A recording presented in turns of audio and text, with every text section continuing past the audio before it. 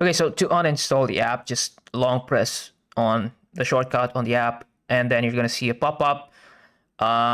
It might have the uninstall button. In my case, it does not have that option. So what I have to do is I have to drag it to the top of the screen and drop it on top of uninstall, and then just hit OK, and that should uninstall it. Now, if you don't see that option, maybe you're looking at something like this, then just tap on uninstall. If you have an iPhone, you're gonna have to select remove app. Now, if you don't see the pop-up, but you do have an iPhone, go to settings, and then go to general, iPhone storage, and then find the app in the list. Select it, and then select delete app, and that should uninstall it.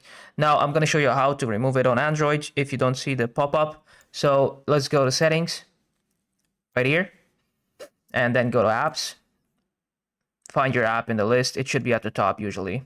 Tap on it and then hit uninstall. Okay. And it got uninstalled, and that's pretty much it.